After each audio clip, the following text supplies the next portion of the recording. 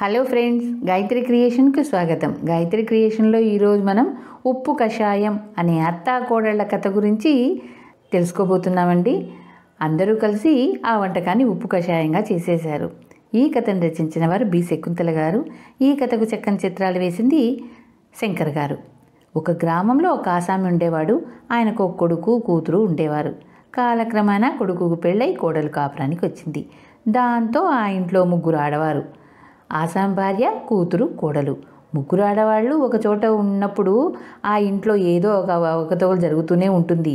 ఆ ఇంట్లో ఇద్దరు ఆడవాళ్ళు తల్లి కూతుళ్ళు గనక వారిద్దరి పద్ధతులు ఇంచుమించు ఒక మాదిరిగా ఉండేవి.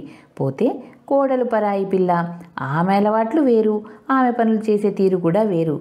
అందుచేత ఆ పిల్లను తమ పద్ధతులకు మార్చుకోవటానికి తల్లి కూతుళ్ళు చాలా శ్రమపడుతూ ఉండేవారు.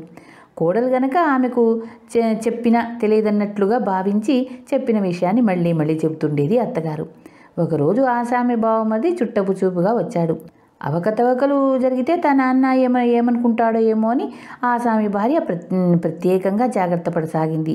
ఆవిడ బిడ్డ తీసుకొని బావికి వెళుతూ కోడలతో, ఏమే పొయ్యి మీద పులుసు కాగుతుంది కానీ అందులో గుప్పెడు ఉప్పు వేయి, మళ్ళీ మర్చిపోగలవు, జాగ్రత్త అని చెప్పి వెళ్ళిపోయింది.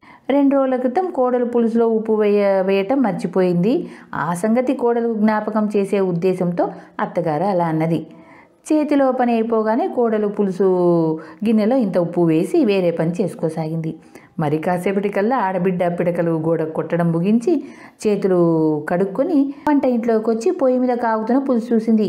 ఆ తెలివి తక్కువ మొద్దు ఎలాగో పులుసులో ఉప్పు వేయటం మర్చిపోయి ఉంటుంది, ఆవిడ తరహా మాకు తెలుసు, మామయ్య వచ్చాడు కూడాను అనుకుని ఆమె ఒక పిడికెడు ఉప్పు తీసి పులుసులో వేసి కొడ్ల మేతకు వెళ్ళిపోయింది. ఇంతలో అత్తగారు నీళ్ల బిందెతో తిరిగి వచ్చి పొయ్యి మీద పులుసు చూసి ఆ మొద్దుకు మళ్ళీ మళ్ళీ జ్ఞాపకం చేయటం కంటే నేనే చేసుకోవటం నయం అనుకుంటూ గుప్పెడు ఉప్పు తీసి పులుసులో వేసింది. మధ్యాహ్నం ఆసామి ఆయన బావమరిది భోజనాలకు కూర్చున్నప్పుడు బావమరిది ముందుగా పులుసు ముద్ద నోట్లో పెట్టుకొని, ఇదేమిట్రా, ఇందులో ఉప్పు వేయటం మర్చారా ఏమిటి అన్నాడు.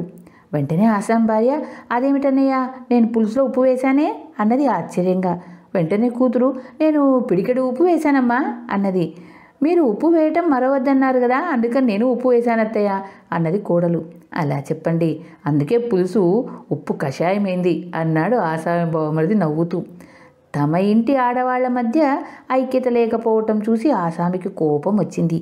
ఇక నుంచి ఈ ఇంట్లో ఎవరి పనులు వారే చేసుకోవాల్సిందే కానీ ఒకరి పనులు మరొకరు చేయడానికి వీల్లేదు అని మామగారు శాసనం చేశారు.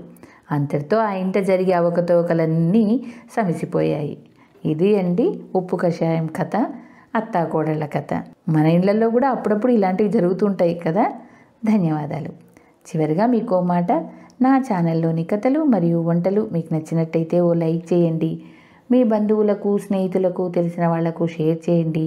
మరిన్ని టేస్టీ వంటల కోసం, మరిన్ని మంచి మంచి కథల కోసం గాయత్రి క్రియేషన్ సబ్స్క్రైబ్ చేసుకోండి. ధన్యవాదాలు.